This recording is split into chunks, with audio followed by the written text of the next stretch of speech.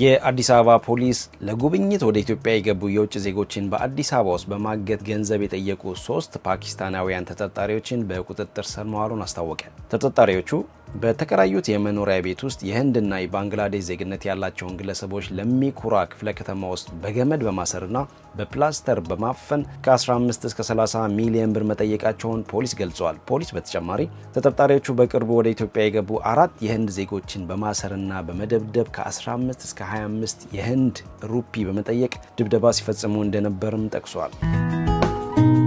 ህወሓት አሜሪካ በአመራሮቹ ላይ የጣለችው የቪዛ እገዳ በጎደሎና ሚዛናዊ ባልሆነ የግምገማ ላይ የተመሰረተ ነው በማለት ተቸ።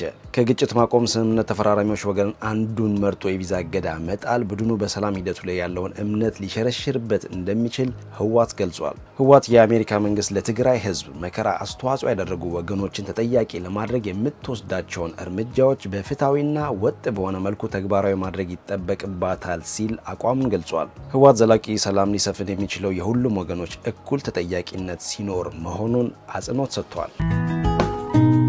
በአማራ ክልል በዋግ ህምራ ዞን በትግራይ ኃይሎችና በአገው ዲሞክራሲያዊ ንቅናቄ ታጣቂዎች ቁጥጥር ስር የሚገኙት የአበርገሌና ጸግብጂ ወረዳዎች ነዋሪዎች በምግብና መድኃኒቶች እጥረትና በባንክና ሕክምና አገልግሎቶች መቋረጥ ሳቢያ ለከፋ ችግር መዳረጋቸው ተሰምተዋል። በትራንስፖርት አገልግሎት መቋረጥና በአምቡላንስ እጥረት ሳቢያ ታማሚዎች እስከ 40 ኪሎ ሜትር የሚደርስ መንገድ በቃሬዛ እየተጓዙ መሆኑን ነዋሪዎች ተናግረዋል። በሺዎች የሚቆጠሩ የወረዳዎቹ ነዋሪዎች በእግር ወደ ዞኑ መቀመጫ ሰቆጣ እየገቡ መሆኑን ያስረዱት ነዋሪዎች ተፈናቃዮች በተለያዩ ጎዳናዎች፣ በትምህርት ቤቶችና በመንግስት ህንፃዎች ተጠልለው እንደሚገኙ ተገልጿል።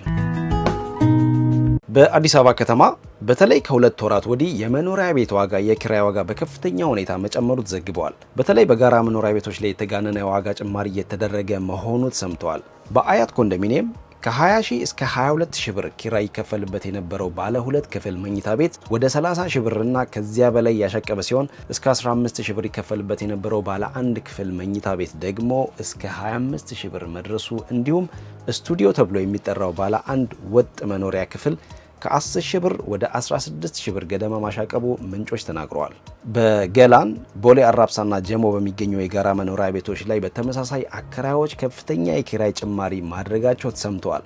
የከተማው አስተዳደር የቤት ኪራይ ጭማሪ እንዳይደረግ አከራዮችን ቀደም ሲል ውል ማስገባቱ አይዘነጋም። ግዙፉ የፈረንሳይ የነዳጅ ኩባንያ ቶታል ኢነርጂ ከ75 ዓመታት ቆይታ በኋላ ከኢትዮጵያ ጠቅልሎ ሊወጣ መሆኑ ተሰማ። ኩባንያው ኢትዮጵያ ውስጥ ያሉትን 120 ያህል የነዳጅ ማደያዎች በቀድሞ መጠሪያው ኦይል ሊቢያ ተብሎ ይጠራ የነበረው ኦኤልኤ ኩባንያ ለመሸጥ ከስምምነት ላይ መድረሱን አፍሪካ ቢዝነስ ድረገጽ ዘግበዋል። ኩባንያው ከነዳጅ ማደያዎች በተጨማሪ የፔትሮኬሚካል ምርቶችን ለኢትዮጵያ ገበያ በማቅረብ ይታወቃል።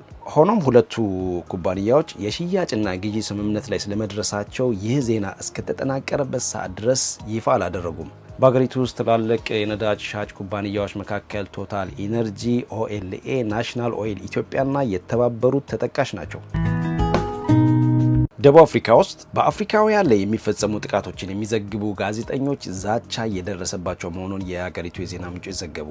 ለጥቃቶቹ ሽፋን የሰጡ መገናኛ ብዙሃን ጥቃቱን የሚያሳይ ተንቀሳቃሽ ምስሎችን እንዲያጠፉ ግፊት እየተደረሰባቸው መሆኑን ዘገባዎቹ ጠቅሰዋል። ዓለም አቀፉ የጋዜጠኞች መብት ተከላካይ ወይም ሲፒጄ ማንም ሰው በዜግነቱ ተለይቶ ጥቃት ሊደርስበት እንዲሁም ጋዜጠኞች ዛቻና ማስፈራሪያ ሊደርስባቸው አይገባም በማለት ድርጊቱን አውግዘዋል። የደቡብ አፍሪካ ባለስልጣናት የመጤ ጠል ጥቃቶችን ለማስቆም አስቸኳይ እርምጃ እንዲወስዱና የጋዜጠኞችን የመዘገብ መብት እንዲያስከብሩም ቡድኑ ጠይቋል።